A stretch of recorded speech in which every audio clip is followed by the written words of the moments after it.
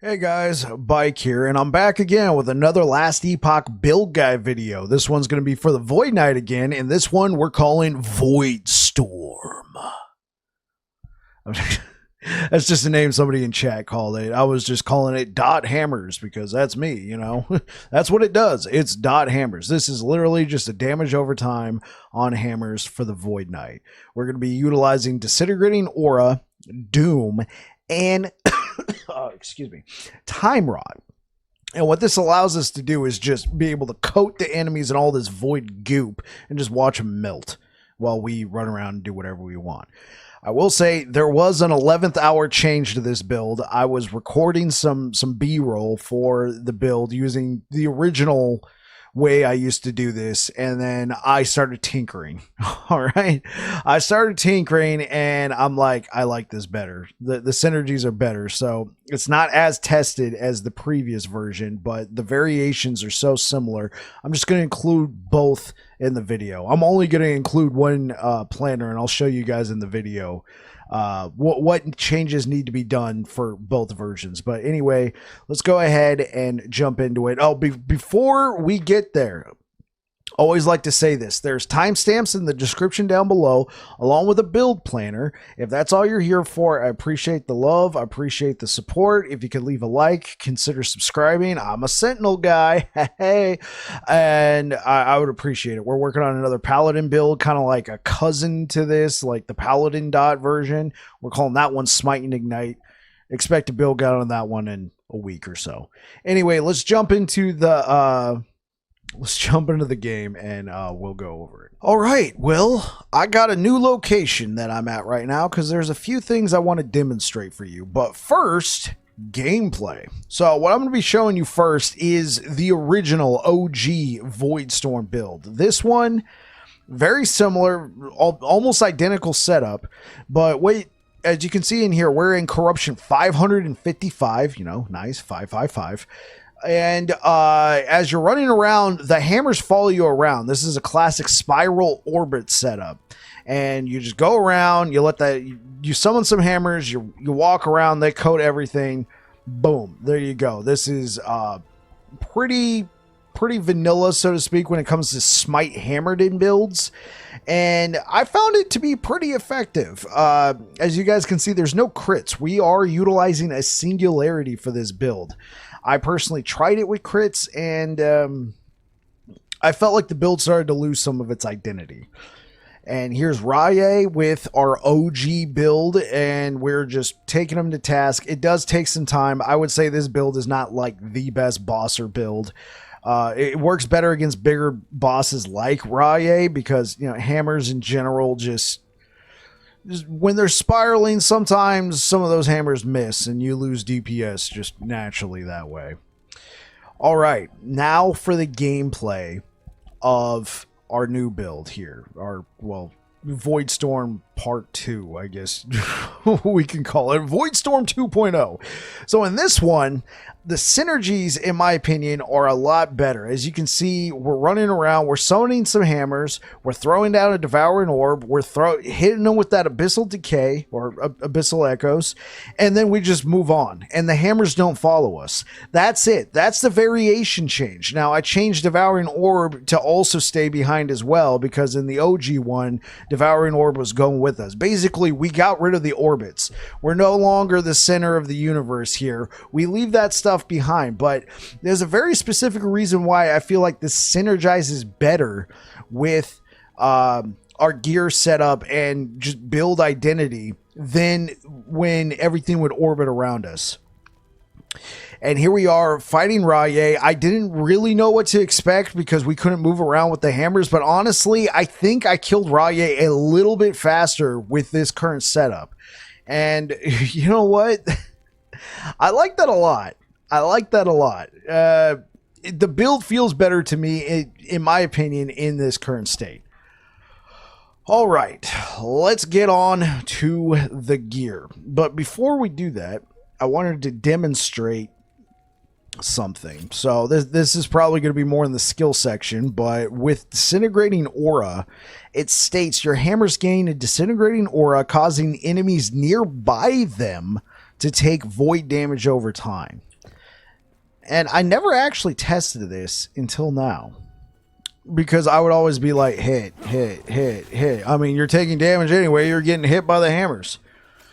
But, like, how close do they have to be for that to work? So we're going to let all of this go away real quick. We're going to do that. At what point? So as you guys can see, you don't have to actually hit the target for them to take damage, but they have to get pretty close. So you might be thinking, yeah, so what's the point? Well, here's the deal. When you're playing with orbit hammers, right? You run away, what's going to happen? Hammers are going to go with you. Where's some of your dots going? They're going with you. Now, obviously, we're still doing Doom. We're still doing Time Rot. Those are still there, but we're also losing another form of dots that are now running away with you. That's what started to get me thinking, okay, what if we did this and then we just move on to the next target? Do this, move on to the next target. Do this, move on to the next target, and if anything's still alive, they'll probably catch up with you. Or not, who knows? One thing that really synergizes with all of this, and this we'll cover this now in the gear section, is atrophy. What atrophy does is it increases your slow duration by a huge amount. This pair of atrophy that I have has actually kind of a low roll. You can get a 200% duration with this. So think about it. You slam down with the hammers. You do as many as you think you need to do. I don't think I would do that many hammers, but you just do that. You hit with the combo, and then you move on to the next one. And even if they're still alive and trying to follow you, they're going to just be taking dots. They're going to be moving slow. That's going to keep them in the Voidstorm even longer, so you can get to the next thing. As you can see, they're still taking damage over here. This Devouring Orb just expired. That's just extra damage that you can be proccing right there. I like it. I like it. All right. Let's get on into the gear. That was the nice little showcase gameplay. All right, here we go. So you might be going, Bike, did you get dropped on the head? What are you doing? You're using a set? Using the Forgotten Knight set for a hammer build? What's wrong with you? Believe me, I thought the same thing. All right, I was doing, the classic, like, let's go over here, let's grab a wand, let's get, like a ton of damage over time on it, like this. I was using this one in particular. Damage over time, mana, all that sort of stuff, all that good juju damage. But when I started using this set, I was actually using the 3-piece set. There's a locket that goes with it. It's around here somewhere. I'm not even going to bother looking for it. Well, actually, no. We should showcase that. Locket. There we go. Let's pull this out. So I was using the full 3-piece set, and I actually thought it was pretty good. It was pretty decent. But there's a couple pieces, there's a couple things on Locket of the Forgotten Knight that, in my opinion, were not jiving super well. You get 69% more void damage. Yes, 3% critical strike damage. Well, there's 3% critical strike chance with void skills. Well, we're primarily a dot build. Any extra hits is like, okay, so what if we just left it on in there? Okay. 25% chance to inflict time rot on hit. That's a big one. 20% chance to create a void rift when you hit an hidden enemy. This one's okay, but I felt like the damage wasn't that high. The biggest thing we're missing out on when we remove Locket from the build is we're missing that 3% more void damage per stack of time rot. Now that one, yes, it does stink losing that, but the survivability we get out of this right here is more important. You take an Oracle Amulet, you try and get a high, less damage over time taken roll. You get health, you get maybe a chance to apply frailty, void damage, and in this case, area for area skills. That's a great roll. Area? Like, look at this. Area. Area. Area. Hammer Throw doesn't have area. And Rebuke technically has area, but we're not spec'd into Rebuke. This is unspec'd. We're spec'd into Smite. And then I just, hold it down every once in a while when I need a little extra. So that's why I don't use Locket anymore in the build, and we give up that extra void damage per stack of Time Rot. But these two give us a decent amount of void damage. Shield still gives us a chance to apply Time Rot. Now, obviously, our Time Rot chance gets cut in half when we're not using Locket. But it's still a chance to apply Time Rot. And then what I do over here is I took 2 points in Abyssal Tendrils. So whenever we use Abyssal Echoes, we get Nether Coating for 5 seconds. We now have a Time Rot chance of 30% with this buff on. Makes up for not having the Locket. So anyway, if you would like to use the full set or not use the set at all, by all means. I just wanted to say this is what I was doing, and I will say it was kind of a funny story. I threw on this set as a meme. As I'm like, okay, guys, just for the heck of it, let's run through here. I threw it on, I was doing more damage, and I was clearing faster, and I was like, what? Chat was like, wait, what's going on? So as you can see with the Blade of the Forgotten Knight, you get melee void damage, but you also get flat void damage.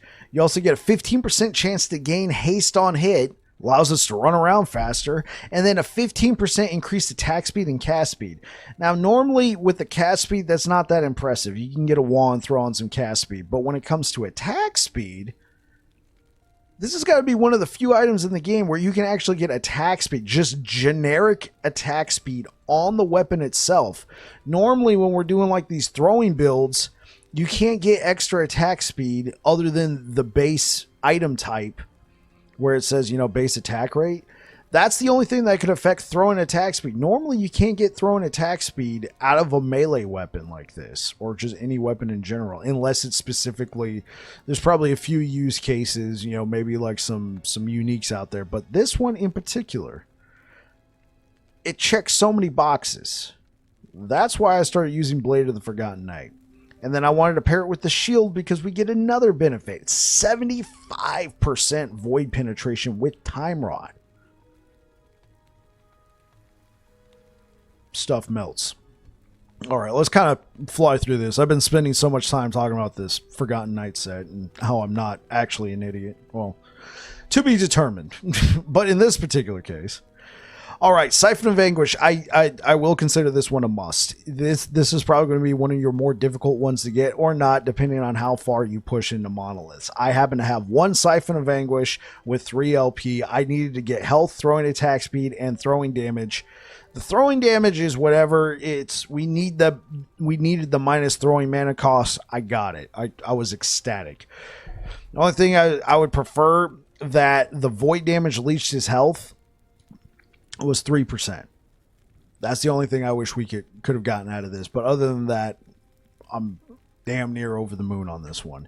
This belt is very well rolled. We got ourselves a T7 hybrid health, a max tier 5 increased health, chance to cleanse. I didn't want to take a chance and try and with that poison resistance there, we actually do need it, but I didn't want to take a chance and try and chaos it and hopefully I get what I was looking for. I saw it was tier 1. I sealed it. I just sealed it like that, went about my day.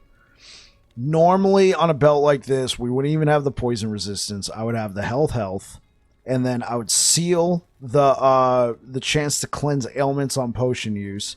I would probably put like some generic damage over time or void damage. Void damage is probably a little bit better. And then actually void damage and then damage over time or mana regen. Mana regen can help a lot in this build. But we got ways to deal with that. But, I got a max tier 5 fire damage. So that cousin, that paladin, smite and ignite build that I'm working on, this belt is in it. So you'll see this one again if you come back to watch it. Other than that, belt's great. Low implicit roll on the armor, but that's okay. Atrophy. This has been one of the most frustrating items. I've gotten several 1LP versions of this. I had several 2LP versions of this. I took so many tier 7 throwing attack speeds, trying to slam, throwing attack speed and health, or throwing attack speed and throwing damage. There's a reason for that. And this was the best one I got. Like I said, it's a low roll, but one of the best things about it is it increases the duration of time rot. Again, another low roll. It can go up to 40%, right? Chance to slow on hit, we don't really need it, but that's awesome. The slow duration, yowzas. If you can get a 200% on this, bro, bro. 32% chance to slow attackers if they're trying to attack you. That's whatever. We don't really need it. The chance to proc slows, we don't really struggle with in the build. It's the time rot duration, the slow duration, and the creme de la creme. 22% penetration against all resistances for damage over time. So no matter what kind of damage over time you're doing, ignite, electrify, poison, the list goes on. This applies to all of them. Now, obviously, it's more Void Knight centric because Void Knights typically are the ones doing time rot. I mean, sure, other Sentinels with the idols, you can get the time rot chance to proc, but for the most part, us Void Knights here, we like to decay time. Okay, boots, Mercurial Citadel boots of deflection. So you could also use something like Dark Stride for extra void damage, but if I'm not mistaken, when it comes to Dark Stride, a lot of its bonuses apply to melee. Okay, so you do get a flat percentage increase to void damage. That could be a consideration. You get movement speed, and then you get charges for void damage, charges for void cleave. In the next patch with that new scepter that's coming out, this could be a key item, and then you can replace like Devouring Orb or something like that with the Void Cleave. But for the most part, I would say getting in a nicely rolled T6, T7 movement speed, as well as the health and all the other goodies, it could work. But Dark Stride, if you definitely want to go for uniques, would be a possible choice. On this one, I actually needed the physical resistance. That's why I sealed the health.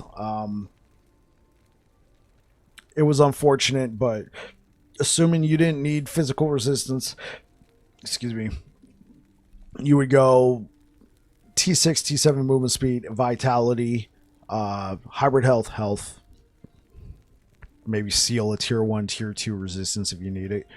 Anchor of Oblivion, great item, 97% increased void damage. One of the main reasons why I love Anchor of Oblivions on my Void Knight builds.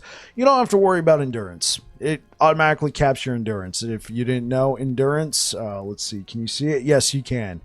You automatically get 20% endurance. Every character starts with 20% endurance, so you got to find 40% on your gear. Anchor of Oblivion, there's no range on it. It just automatically caps you. 100% recommend.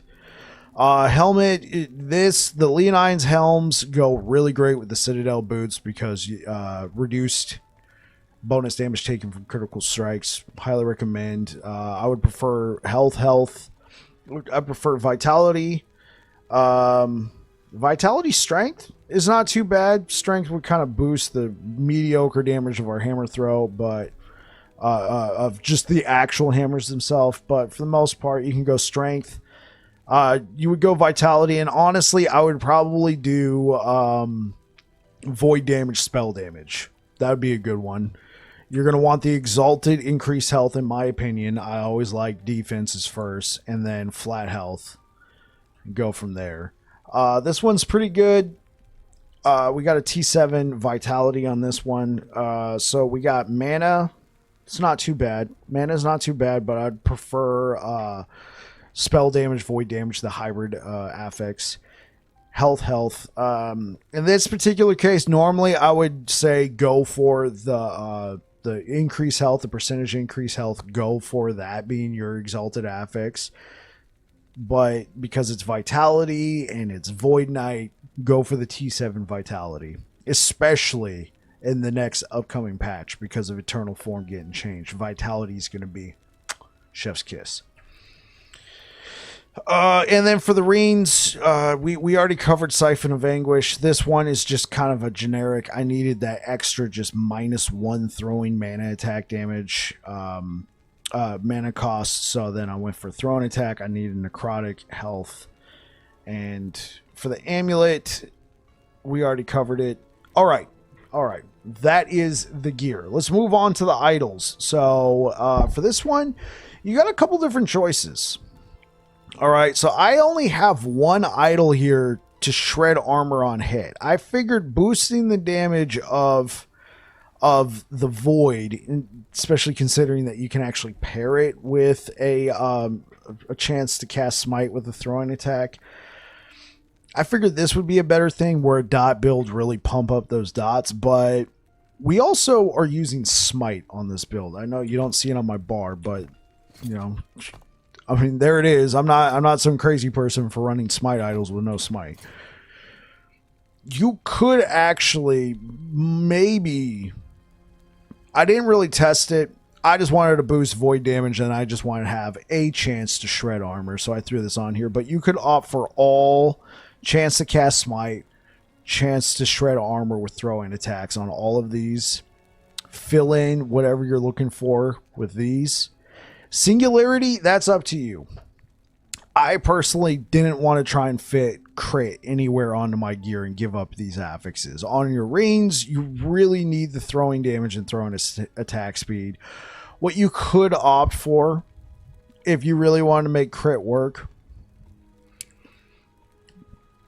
at least on this ring, you can go for like an exalted throwing damage. Actually, no. You would go for an exalted throwing attack speed, seal the throwing damage, minus throwing mana cost at tier 1, seal it, throw on crit chance, then run whatever you need in your suffixes, drop either Devouring Orb or Abyssal Echoes, run Anomaly, right? And then run, and then with Anomaly, make sure you take all your crits, and then maybe run something that gives you spell critical strike chance. And with that, you should be sitting pretty. You should be sitting pretty without the ability to run crit on your blade here. It'd be a little bit different, difficult. Then you can respec smite to maybe give up on some of this damage that we're doing here and take some points out of here, and put it into conviction for a crit chance. Sorry, there was something in my mouth. You can do that. Like I said, you start taking away from some of the identity of the build. The identity is dots, and hit damage is secondary. And I felt like the damage was comparable for being a build that's not investing into crits other than what I just said. For being a build that's not, like, if you invest into crits at that point, why play a dot build? I mean, the dots would be supplemental, if anything. I mean, if you're going to run that, if you're going to run a crit build, I don't think you should be running Forgotten Knight and Defiance of the Forgotten Knight. You should be running just a shield with high block chance, something like that. You'd probably drop Devouring Orb, throw on Sigils for the extra block chance. You run a wand. At that point, you're playing a Smite hammered in. You're playing a Smite Void Knight. I don't know why you run this. Like, in this, the idea here is pick a lane. In my opinion, I mean, you could go for the hybrid. In my opinion, you're trying to be a jack of all trades, master of none. So I picked the lane of dots because that's what I wanted to do with the build. So I ran Singularity. You could ultimately just take Singularity off if you get a crit. Hey, L'Chaim, you know. I personally was just like, no, let's take the extra more hit damage per hit with Smite. There we go. Anyway, that is the idols. Let's get into the blessings. All right, we're not in the Monoliths of Fate. Oh, well. Okay, let's just speed through here. through these. Grand Winds of Fortune. This is from the timeline where it doesn't really affect combat. Take whatever you like. Again, take whatever you like. Shred Void Resistance. You get this from the Black Sun timeline. 100% recommend, yes. One-handed sword drop rates. I think that's a good one to pick up. I believe this is from whatever timeline. Grand Bastion of Divinity. Okay, this is from Lagan's timeline. The lightning resistance is a really good pickup. If you already have all your elemental resistances taken care of, I would possibly check out the health regen, health percentage hybrid new blessing that got introduced. That might be a very good one to consider. Prefix shard drop rate. Again, whatever you like. This is non-combat affecting. Grand Resolve of Humanity. I honestly recommend this one, especially if you're doing what we're doing. Running the Leonine and the Leonine and the Citadel boots, your crits, they're taken care of. So in this case, run all res. Helps a lot. I hate this timeline, so I just grabbed class specific drop rate and I never went back. Grand Bulwark of the Tundra. I tried to get a better one. I farmed the smack out of Herod. The best I got was 46%. You would want 55%. Grand Body of Obsidian goes up to 320. We got 279. Spirits of Fire timelines, kind of iffy to me. So honestly, get what you can get. Flat armor, great. Okay, that is the blessings. Let's move on to the skills. So with hammer throw, here is my current setup for this. This is the one I was showing you guys. This is the Voidstorm 2.0. We throw the storms, we throw the hammers, we move on, we activate our dots, let them do their thing. If we need to, hold that, but then we move on, right? That is that setup for hammer throw. So if you want to do the original OG Voidstorm, you would take this setup that we have here, 1 in rapid throw, 3 in weighted hammers, 1 in disintegrating aura, 6 in rapid disintegration. Come up here, take 1 in winged hammers, 1 in steadfast path, 1 in iron spiral, 1 in hammer vortex, 1 in catapult. All right, I understand. Only 1 in catapult. At that point, I was running into too much mana cost, so I could only do 1, and then I put the rest in ballista. With the current setup, it's as you can see right here. We dropped hammer vortex in favor of 1 more in catapult, so we get a little extra hammers, and our mana cost is actually down overall. We used to be at 8 with just 1 in catapult. If we put 1 here, we'd be at 10. We'd be losing too much mana. That is the hammer setup. Let's move on to smite. Excuse me. So I've played around with smite a lot. Like I said, I tried the crit. I tried different various things. This is the one that I found to be the most successful. 3 points at ignite, 5 points in conflagration. All right, it gives us the max 100% extra damage against 100% increase. 100% multiplicative damage against ignited enemies. In this case, they're not going to be ignited; they're going to be slowed due to what we did in the Void Knight passive tree. So we pick up extra damage there. Blinding flash, we have a chance to blind, and we do even more hit damage. Sacrifice, 5 points here, 250%. Multiplicative damage, and we lose 15% of our health every time we cast. Then we take 5 points in atonement to remove the health cost. That is all the point. That is how we have smite currently set up. If you don't want to use the Forgotten Knight set like I'm doing here, which no shame, no shade, no whatever, use a wand or something with minus mana costs. Help keep your mana costs low. Maybe, even take like a +3 and hammer throw. remove the 3 extra points. I'd probably take him out of Blinding Flash, and play around a little bit more in Hammer Throw. Use those extra points well. Throw them in throwing attack speed, that sort of thing. And yeah, just go with it. Kind of lost my train of thought a little bit.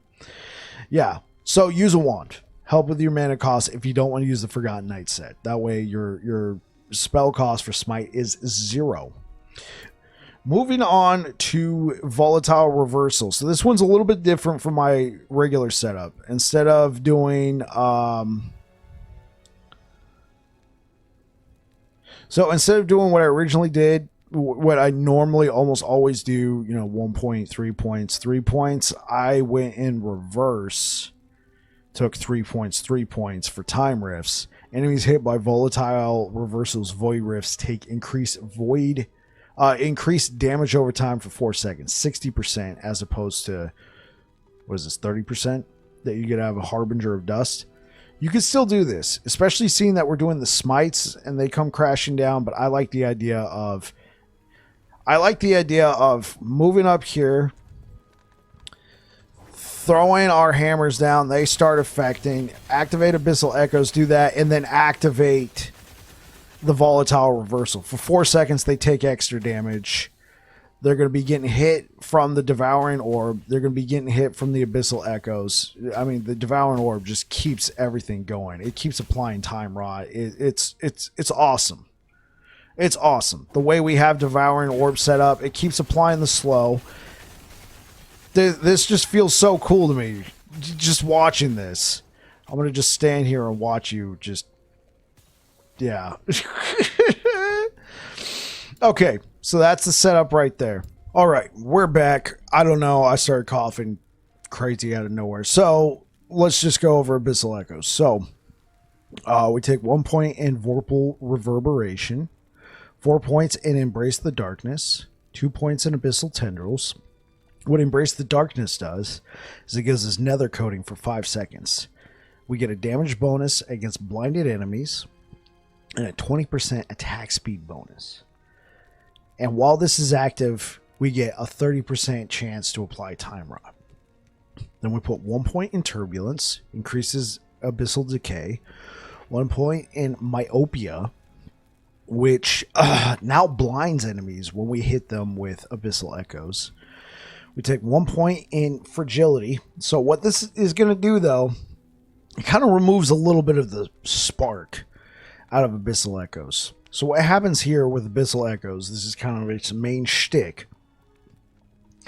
You hit enemies with Abyssal Echoes. They all, they're all in the goop.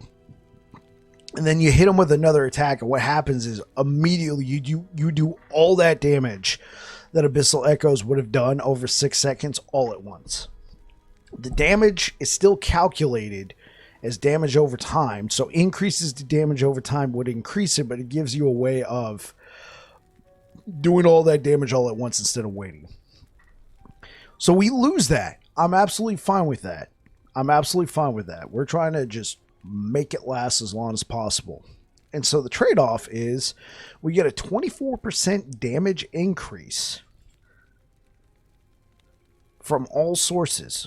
As far as I'm aware of, when it comes to crumbling, Abyssal Decay causes enemies to take increased damage over time, a 24% increase. I consider that worth it personally. You might not. If not, feel free to drop this. You might even throw 1 slow chance on there. All right. I feel like we already get enough slow chance from Smite, so we'll go with that. All right, and then I throw 3 points in Deep Expanse and 4 points for Corrupting Harness. This just increases the size of Abyssal Echoes, and this creates allows it to chain out even further and just jump from enemy to enemy. It's pretty fun.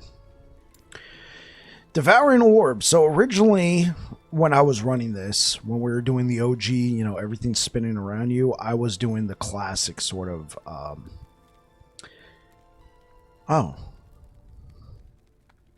I need to rectify that. Okay. Well, what you're going to do, you're going to put one more point in Chaotic Torrent. You want this up as high as possible. Take it out of Abyssal Expanse. So originally what we were doing was we're having the Devouring Orb orbiting around you. And then you can pick up some increased attack speed, increased movement speed. You can have it collide with enemies and do extra damage that way. But I've decided to drop that in favor of just leaving it in one place. It just keeps activating and doing stuff. As stuff's dying, it's causing extra damage. I like it. Yeah, we're going to take that 1 point out of this, put it into Chaotic Torrent. So come over here to Rift Caller, put 2 points here in Void Pen. Get that 20% Void Penetration with Devouring Orb. 1 point in Abyssal Expanse. Void Rift area. It's going to be 20% instead of 40. Put 2 points in the World Rot. What this does is increases the duration, gives you a chance to apply Time Rot with Devouring Orb, and you do 60% increased 60% multiplicative damage with the Void Rifts against enemies affected by Time Rot. All right. That is the skills. Let's jump into the passive tree. So what I did here is I put 8 points in Juggernaut, 2 points in Fearless, 1 point in Stalwart, 5 points in Armorclad, 5 points in Valiant Charge.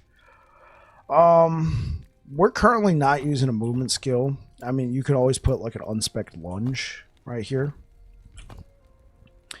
So you can move this around if you don't like it. I like the fact it also gives you 30 health, and then you have the flexibility. Actually, no, scratch that. We are using a movement skill. It's called Volatile Reversal. My bad. My bad. Okay, cool. So, yeah, keep the 5 points there. What you could do if you just want to do the flat 20 points here in Sentinel, take 1 point out of Fearless, and then just keep the 1 point here, or take 1 point out of Stalwart. Who knows? Gives you some... I'm just doing it for the block chance, but if block chance is not really big for you, like in this case, because this shield is not the best, we can't add block chance to this. We're at 43%. I'm just trying to take whatever I can get, right? All right, take 1 point in Forge Guard for the block chance in Steel Aegis. I took 4 points in Defiance and 1 point in Honor for the extra block chance. Took 8 points in Abyssal Endurance, 6 points in World Eater. This one's important. Even though it gives you melee damage, leeches health, you also leech void damage. They separate these two for a reason. So normally this would be a 12% damage leech if you're doing void melee damage. But you cut this in half essentially. You lose out on the melee damage, but you melee damage leech, but you still retain the void damage leech. That one's big. 6%. Playing Paladin right now, trying to find ways to increase my leech has been a little difficult. I think I found a way, but to just instantly with Void Knight with a dot build, just put 6 points into World Eater and have your health leech not nearly taken care of. I mean, we can find a couple more sources like Siphon of Anguish, but nonetheless, it's a nice feeling. 2 points in Temporal Corruption. Now, this one's kind of a big one because what this does is it converts Smite, which was originally fire damage, into void damage. An Ignite chance from all sources is converted to slow chance for Smite. Right? So, we no longer heal from Smite. Who cares? We got Void Leech. And instead of igniting enemies with Smite, we now slow them. That's why I was saying earlier, the slow chance isn't that big of a deal. We get that from the tree. And this is the tree. I put 5 points in Void Bolts. It gives us a little extra flat spell void damage. Now, if you could figure out a way to take care of your mana, you can take these 10 points out of Future Mind. I personally wanted the extra mana and the mana regen. I know we're kind of jumping ahead, but if you did that, you can then find a way. You can stick these points elsewhere, like Sorrow and Steel, or max this one out, but I know we're jumping ahead. So 8 points in Doom Knight, strength and health. Rot Ripples. I put all 6 points here. That time rot duration, in my opinion, was a yes. I was running it without time rot duration, thinking, well, I'm always going to be applying it. And even with the OG build, I was running Rot Ripples because even when we would move away, I'd want to make sure that that time rot would last as long as possible and do as much damage. This would be another candidate. Renouncement would be another candidate. If you didn't need to use Future Mind, you could put extra points in Renouncement. You could put points here, that sort of thing. Otherwise, you put 1 point in Renouncement, and that gives you, what that does is it converts converts Smite from scaling with Attunement to Vitality. And then on top of that, per 1 Vitality is 1 flat damage, 1 flat Smite Void spell damage. So every point of Vitality you have is 1 point of spell damage, which if you have like 90, which I don't, I got 54, but if you had like 90, think about that. Okay, 10 points in Future Mind. This is just for mana regen. I personally don't like messing around with Void Aegis. I mean, it's cool. You take 10% less damage, but after you take 100 damage, it goes away. And you have to be hit. You have to be hit for it to go through. So I just don't waste my time. I put 10 points in Eternal Form. So this, for sure, we know is getting changed. It's been teased. What's going to happen is if you put at least 5 points into here, which every Void build... nearly every Void build uses all 10 points. What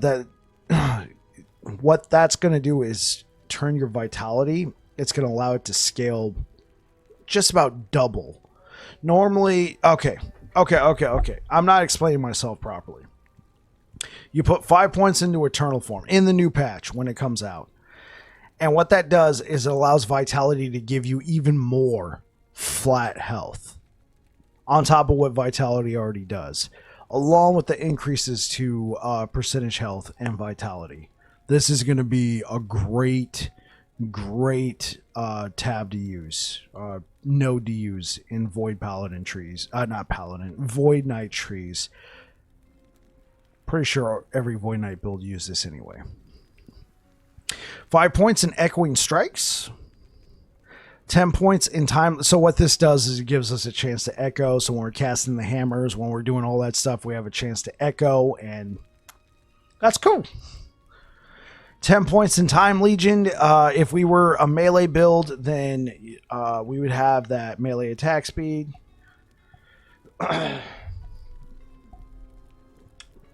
But we're not. Oh well, we get the 10% echo chance. I like that. And then there's the 20% time rot chance. You have increased melee, and your melee attacks have a chance to inflict enemies with time rot. That's very important to read, because I was like, I was not getting that 20% increased time rot chance. Now, that only the time rot only applies to the time rot chance only applies to melee attacks, but the echo chance applies to all Void Knight attacks. And then Avatar of Regret. I mean, if you want, you could put 1 point here, but we're already pretty stretched for the mana costs. We lose the attack speed, and it's not melee attack speed. It's melee attack speed and throwing attack speed. And your skills cost more mana, but you get the 10% echo chance. I decided, no, we're not going to take it. 15 points in Dread for a massive 120% void damage increase, as well as 15% move speed. All right, guys, that is the build. Thank you so much for watching. I hope you guys have enjoyed this video, and hope to see you guys in the next one. Take care.